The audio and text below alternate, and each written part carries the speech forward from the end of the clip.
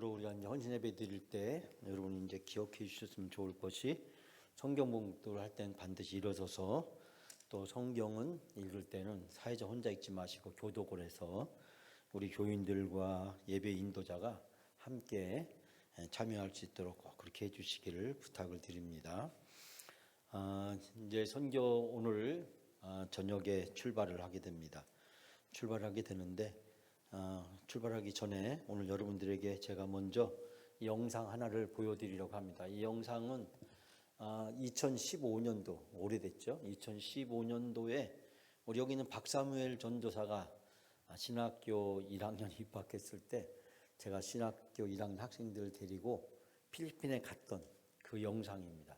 왜 그 영상을 보여드리냐면 이번에 가는 팀의 코스가 바로 이 코스하고 똑같기 때문에 그렇습니다. 물론 이때는 꽤 기간이 8박 9일인가요? 뭐 그때 길게 갔기 때문에 이번처럼 코스가 훨씬 길었기 때문에 많은 과정을 가게 되지만 이번하고는 약간 좀 성격이 다른 그런 성격이 되겠습니다. 그래서 어쨌든 여러분들이 궁금하실 거예요. 어디를 가나 궁금하실 것 같아서 그 당시 제가 어제 그저께 밤에 컴퓨터를 다 찾아가지고 이 영상을 찾았는데 제가 2015년도에 학생을 데리고 우리 사무엘 전사도 출연하는데 한번 그 필리핀 단기 선교 현장 한번 영상으로 먼저 같이 보겠습니다.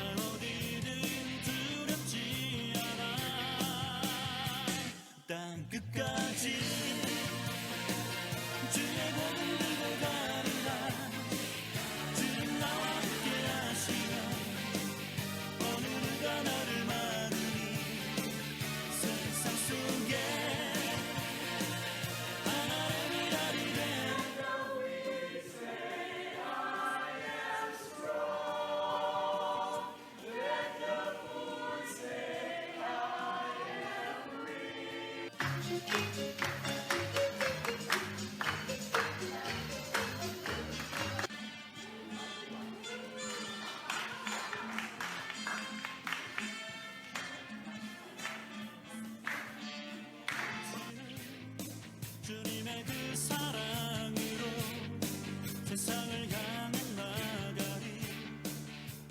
주님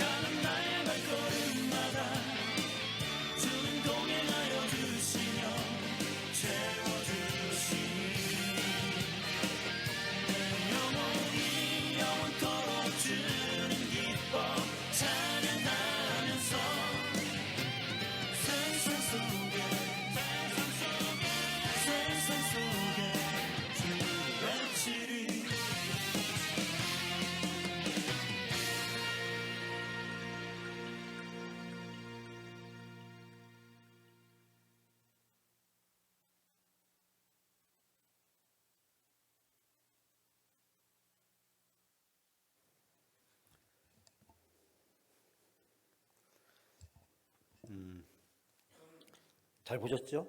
예, 우리 사무엘 전사님 나오는 거 보셨어요? 저도 여기에 출연을 했는데 제가 그때 직접 학생들을 데리고 같이 갔기 때문에 그때는 이제 학교에서 학생들을 신입생을 입학하면 그 입학한 학생들 전원을 해외 선교 연수를 학교에서 실시를 했습니다.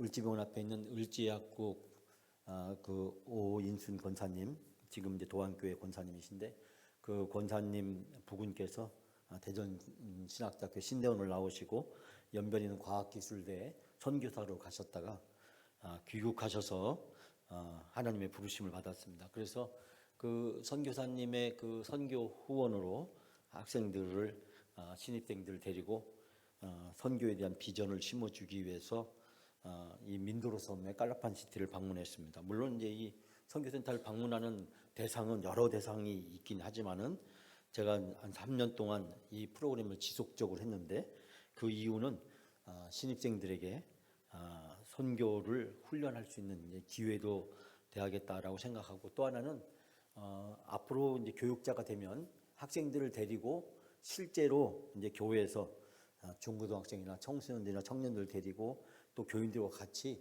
선교 프로그램을 이제 진행을 해야 되기 때문에 선교 프로그램을 직접 체험하면서 또 선교를 기획할 수 있도록 하는 그런 계기를 갖기 위해서, 또 신입생을 모집하기 위해서 제가 이 프로그램을 진행했던 적이 있습니다. 제가 이제 이번에 가면서 바라고 기대하는 것이 있다고 한다면 앞으로 내년서부터는 우리가 청년이나 청소년을 중심으로 해서 또 교인 중에 원하는 분들이 같이 참여해서 이 선교의 구체적인 경험을 가질 수 있도록 하는 시간을 만들었으면 좋겠다는 것입니다. 선교는 여러 가지 형태가 있을 수가 있습니다. 우리가 지금까지 진행했던 라오스라든지 아니면 이제 다른 나라들이 진행되는 선교는 학교나 교회를 짓는다든지 어떤 장기적인 관점에서 프로젝트를 가지고 진행하는 프로그램이 될 수가 있겠고, 또 하나는 조금 그보다는 가벼우면서도 선교 현장을 보면서 선교에 대한 도전을 받고 또 앞으로 선교사로서 지원할 수 있는 계기도 갖게 되고, 또 이 선교적 도전을 통해서 영적으로 훈련하는 시간들을 가졌으면 좋겠다라는 생각에서 이번에 어려운 상황 가운데 속에서 우리 60주년 기념으로 선교를 진행하게 되었습니다. 오늘 여러분이 제목에 달다시피 우리가 또 이번에 보내는 필리핀 단기 선교 정탐꾼이라는 말을 사용하고 있습니다. 이 정탐꾼이 영어로 번역하면 뭘까요? 스파이입니다. 스파이. 그러니까 스파이를 보내는 것입니다. 스파이는 적의 기밀을 조사하기 위해서 파송하는 기밀 요원을 보통 스파이라고 이야기하죠. 스파이는 설명하지 않아도 여러분이 잘 아실 거라고 생각됩니다. 이 정탐꾼은 성경 여러 군데에 등장합니다. 요셉은 자기 형제들을 보고 애굽을 정탐하러 온 정탐꾼이라고 창세기 42장에 기록하고 있고, 모세는 아모리와 시온을 격파하고 야세를 정탐하게 했다고 민수기 21장에도 기록되고 있고, 또 가나안 땅을 정탐하기 위해서 12명의 정탐꾼을 보냈다 신명기 1장에 또 오늘 본문에도 등장하고 있습니다. 또 여호수아는 시딤에서 2사람을 보내서 여리고를 정탐하게 했다는 사실도 알 수 있게 되고, 요셉은 베델을 정탐했고, 다윗은 황무지에 있을 때 사울의 진을 친 곳에 정탐꾼을 보냈고, 압살롬은 아버지에게 반역할 때 이스라엘 전역에 정탐꾼을 보내게 됐다는 것이 사무엘 하 15장에 기록되어 있습니다. 즉 고대 사회에서 이 전쟁이나 전투나 어떤 정보를 수집하기 위해서 이 정탐꾼을 파송하는 행위는 일상적인 행위였다라는 것이고, 오늘날도 국가 간의 기업 간에 이 정탐꾼을 파송하는 일이 종종 이루어지게 됩니다. 우리가 다른 사람의 사정과 형편을 알려보려고 때로는 우리가 정탐꾼이 되기도 하고 다른 친구들을 정탐꾼으로 보내는 일을 하게도 됩니다. 자, 오늘 본문의 말씀에 등장하는 이 사건은 출애굽 사건의 대전환점을 이루게 됩니다. 제가 늘 말씀드렸듯이 이스라엘 백성이 애굽에서 나왔을 때 이 가나안까지 가는 여정을 우리는 너무나도 잘 알고 있습니다. 즉 홍해바다를 건너서 사실 이 시나이 반도를 지나서 이 가나안 땅으로 들어가는 길은 먼 길이 아닙니다. 어떻게 보면 한 2주면 충분히 갈 수 있는 거리였다는 사실입니다. 그럼에도 불구하고 왜 이스라엘 백성은 36년 동안 이 광야에서 방황하게 되었는가? 그것은 바로 이 가데스 바네아에서 보낸 12명의 정탐꾼 사건이 이 출애굽 사건의 대전환점을 이룬다, 터닝포인트 사건이라는 것을 여러분은 잘 알고 있습니다. 왜 이와 같은 일이 생겼을까라는 사실을 우리는 주목해 보지 않을 수 없습니다. 왜 일주일에서 2주 사이면 충분히 갈 수 있는 그 길을 가지 못했는가? 그리고 36년이란 이 긴 시간 동안 광야에서 이스라엘 백성들은 치열한 훈련을 받았느냐라고 하는 것을 우리는 본문의 말씀에서 발견하게 됩니다. 우리가 오늘 본문을 읽으면서 우리가 다시피 12지파에서 지휘관에 해당되는, 어떻게 보면 그 지파를 앞으로 이끌어갈 수 있는 훌륭하고 탁월한 사람을 선정해서 그들을 바로 정탐꾼으로 보내게 됩니다. 정탐꾼의 중요한 사명은 무엇일까요? 적진에 들어가서 적진의 상황을 살피는 것입니다. 오늘 본문에 보니까 자세하게 설명하고 있다. 그 땅이 어느 땅인지, 어떤 사람이 사는지, 그들의 성곽과 상태는 어떠한지, 그들은 전쟁할 준비가 되어 있는지, 우리는 그들과 앞으로 전쟁을 하게 된다면 우리는 어떠한 방식으로 전쟁을 해야 될지 필요한 정보를 수집하는 것이 정탐꾼의 중요한 목적이라는 사실을 알 수 있게 됩니다.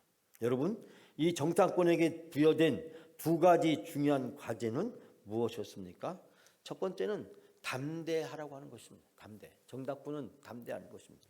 정탐꾼은 전쟁하러 가는 사람이 아니고 싸우러 가는 사람이 아닙니다. 정탐꾼은 정보를 수집하는 것입니다. 그렇기 때문에 이 정탐꾼이 갈 때에 중요한 것은 뭐냐면 바로 신앙의 눈으로, 영적인 눈으로 살펴보는 것이었습니다. 단순히 군사적으로 보는 것이 아니었습니다. 사실 정탐꾼은 하나님이 보내셨다기보다는 이스라엘 백성이 요청에 의해서 하나님이 허락한 것이라고 신명기 1장에 기록되어 있는 것을 발견하게 됩니다.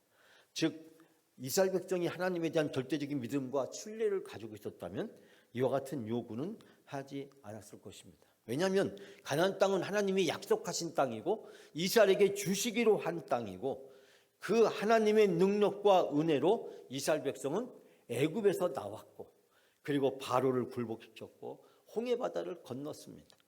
애굽에서 나오는 일련의 과정이 전적인 하나님의 능력과 권능에 의해서 이루어졌다는 사실에 우리는 주목해야 됩니다. 다시 말씀드리자면 광야에서 무슨 일을 겪든지, 저 가나안 땅에 들어가서 무슨 일이 있든지, 그것은 이스라엘 백성의 군사적 능력과는 아무런 상관이 없다는 사실입니다.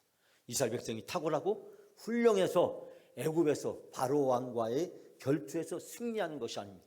모세가 위대해서, 모세의 지팡이가 초능력적인 능력을 가지고 있어서 이 10가지 재앙을 통해서 바로를 굴복시키고 애굽이 섬기던 모든 신도를 속된 말로 박살을 내고 이스라엘 백성이 애굽에서 나온 것이 아니라고 하는 사실입니다. 모세의 능력도 아니고 모세의 탁월한 리더십도 아니었습니다. 전적인 하나님의 권능과 하나님의 은혜였다는 사실을 우리는 기억해야 됩니다. 하나님이 함께 하심으로, 하나님이 이스라엘 백성을 사랑하시고 은혜를 베푸심으로 말미암아 이스라엘 백성은 애굽에서 10가지 재앙을 하나님이 베풀어 주셨고, 그 하나님의 능력으로 애굽에서 나올 수가 있었고, 홍해 바다를 건너고, 그리고 광야의 생활을 할 때에 이스라엘 백성은 하나님 100%, 나 0%라고 하는 절대적인 믿음과 신앙을 가지고 순간순간 살아온 것이었습니다. 그렇다고 한다면 지나온 여정을 되돌아보면 지금 서 있는 이곳이나 그리고 앞으로 들어갈 저 가나안 땅에 이스라엘 백성의 능력과는 아무런 상관이 없다는 것입니다. 다시 말씀드리자면 이스라엘 백성에게 필요한 것은 군사적인 정탐이 아니었다는 사실입니다. 왜냐하면 이스라엘 백성이 싸워서 이길 것이 아니기 때문에, 싸워서 가나안 땅을 정복할 것이 아니었기 때문이라는 사실을 우리는 기억해야 됩니다. 훗날 여리고성을 함락시키는 과정, 아이성을 함락시키는 과정, 여호수아서에 등장하는 정복과 분배의 그 일련의 모든 과정들을 통해서 발견하게 되는 단 하나의 공통적인 사실, 하나님이 함께 하시면 승리하고 하나님이 함께 하지 않으시면 이스라엘 백성들은 아무리 작은 적이라 할지라도 패배한다는 것입니다. 하나님이 함께 하시면 아무리 강한 이중 철벽 여리고성도 단번에 무너지고, 그리고 하찮고 보잘것없는 아이성도 결코 함락시킬 수 없다는 것입니다. 여러분, 여리고성과 아이성의 그 공격에서 승패가 좌우된 것은 무엇이었습니까? 이스라엘 백성에게 하나님이 한 가지를 요구하십니다. 하나님에 대한 절대적인 믿음만을 요구합니다. 즉 12명의 정탐꾼에 요구되어진 가장 중요한 사실은 그 땅에 들어가서 전쟁을 하기 위해서 그 땅을 정탐하는 것이 아니라 믿음의 눈으로, 신앙의 눈으로, 영적인 눈으로 그 땅을 바라보라고 하는 것입니다. 하나님이 그들과 함께 동행하시고 하나님이 앞으로 그들을 통해서 펼쳐주실 놀라운 일들을 그들은 믿음의 눈으로 바라다보고 하나님과 함께 동행하고 다녀옵니다. 그러므로 그들에게 필요한 것은 하나님에 대한 절대적인 믿음을 가지고 나아가는 것입니다. 두 번째는 가져오라고 하는 것이었습니다. 가나안 땅이 어떤 땅인지 그 결과를 이스라엘 백성들에게 보여주라는 것입니다. 하나님의 약속이 얼마나 놀라운 것인지, 신실하신 것인지, 하나님이 이미 애굽에 노예생하던 이스라엘 백성들에게 모든 것을 다 준비해 놓으셨고 그것을 하나님이 다 주신다는 약속을 이스라엘 백성들이 보고 느끼기를 원했다는 사실입니다. 오늘 본문 23절에 보면 포도 한 송이를 두 사람이 메고 들어오는데 그 한 송이가 얼마나 큰지 4, 5kg 정도에 해당되는 큰 무기였다는 사실을 우리는 발견하게 됩니다. 12명의 정탐꾼은 그 가나안 땅의 곳곳을 정탐을 했고 그리고 그들은 돌아왔습니다. 그러나 정탐꾼으로 가져야 될 가장 중요한 영적인 태도를 10명은 갖지를 못했고 2명은 가지고 있었습니다. 제가 그 10명과 2명을 비교해서 여러분에게 설명하지는 않겠습니다. 우리는 이 사건에서 너무나도 잘 알고 있습니다. 우리가 여기서 배울 수 있게 되는 가장 중요한 것은 무엇일까요? 선교를 나가는 가장 기본적인 우리의 영적인 자세, 또 선교를 대하는 우리의 가장 기본적인 태도는 무엇입니까? 선교는 사람이 하는 것이 아니라 하나님이 하신다는 것입니다. 선교는 사람이 하는 것이 아니라 하나님이 하신다는 것. 선교는 인간적인 방법으로 이루어지는 것이 아니라 믿음으로 이루어진다는 사실을 발견하게 됩니다. 인간적인 방법으로 사람의 힘으로 하려던 수많은 선교들은 다 실패했지만 믿음으로 영적으로 했던 선교는 하나님에 의해서 놀라운 결과를 이루어졌다는 것을 우리는 발견할 수 있게 됩니다. 사랑하는 여러분, 오늘 본문에 등장하는 12지파의 한 사람 한 사람의 이름이 오늘 본문에 적나라하게 기록되고 있습니다. 이들은 자랑스러운 사람이었고 각 지파에서 최고의 차세대 지도자로 추천을 받은 사람이었습니다. 그러나 이들은 가장 중요한 것들을 10명은 간과했습니다. 자기를 보낸 것이 바로 자기 지파가 아니라 하나님이라는 사실을 그들은 간과했습니다. 하나님이 이들을 택하셨고 하나님이 이들을 보내셨고 하나님은 이들에게 단 하나의 무기만을 주어졌습니다. 그것은 뭐냐면 바로 믿음이었습니다. 믿음의 눈으로 보라는 것입니다. 인간의 눈으로 보는 것이 아니라 믿음의 눈으로 보라는 것입니다. 세상의 눈으로 보지 말고 영적인 눈으로 바라보라고 하는 것입니다. 선교는 영적인 눈으로 이 세계를 살펴보는 것입니다. 그리고 하나님이 하시고자 하는 일에 우리가 도구로, 동역자로 쓰임을 받을 수 있도록 우리 자신을 온전히 내어드리는 것입니다. 선교의 주체는 사람도 아니고 교회도 아니고 선교사도 아닙니다. 바로 하나님이십니다. 선교는 하나님이 하십니다. 하나님이 선교사를 통해서 그 일을 펼쳐나가시고 하나님은 선교사를 통해서 펼쳐나가시는 그 선교의 사역에 우리가 동역자, 지원자, 중보자, 협조자가 참여자가 되기를 원하십니다. 그러므로 우리가 가서 선교를 하는 것이 아니라 그곳에서 하나님이 펼치시고 계시는 하나님의 선교의 프로젝트, 그리고 그 중심에 아론과 훌처럼 여호수아처럼 하나님이 사용하고 계시는 그 선교의 동역자들의 그 선교의 플랜에 우리가 충실한 협력자와 지원자가 돼야 된다는 사실을 깨닫게 됩니다. 가끔 선교 현장을 방문하다 보면 마치 일부 교회 목회자들이나 일부 성도들은 마치 자기들이 선교의 주체고 중심인 것처럼 생각하는 경우가 많습니다.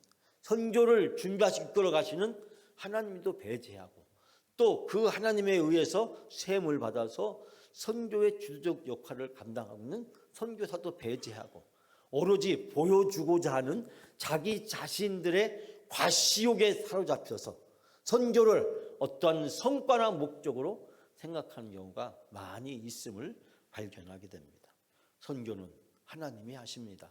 하나님이 선교사를 통해서 하십니다. 우리는 그 선교사를 지원하고 협력하고 동역해서 선교사가 하나님의 뜻을 받들어서 하나님의 선교를 펼쳐갈 수 있는 좋은 협력자가 되는 것, 동역자가 되는 것, 그 비전을 가슴에 품고 돌아오고 우리 다음 세대들이, 우리 다른 교인들이 그 하나님의 선교의 역사에 나도 동역자로 쓰임 받을 수 있도록 이끌어 주는 것이 이번 선교 정탐꾼의 목적입니다. 사랑하는 여러분, 하나님은 우리가 무엇을 하든지 우리를 통해서 영광을 받기를 원하십니다. 우리가 어디에 있든지 하나님이 어떤 분인지를 증명하고 드러내기를 원하십니다. 선교를 간다는 것은 불편한 것이고 힘든 것이고 어려운 것일 수 있습니다. 장시간 동안 차를 타야 되고 비행기를 타야 되고 또 배를 타야 되고 또 트럭을 또 타고 이동을 해야 됩니다. 또 물도 환경도 여러 가지 집을 떠나면 고생이 나지만 선교를 떠나면 여행과 비교할 수 없는 많은 고통을 어려움을 겪게 되고 불편을 몸소 겪어야만 합니다.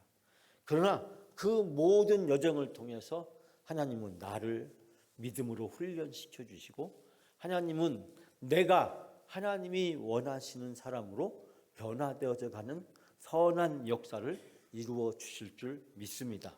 하나님이 나를 통해서 우리 영광교회 정탐꾼을 통해서 우리 영광교회를 통해서 하나님의 선교가 바로 예루살렘과 온 유대와 땅끝까지 이루어지는 그 일련의 역사가 이번에 단기 선교를 통해서 이루어지시기를 주님의 이름으로 축원합니다.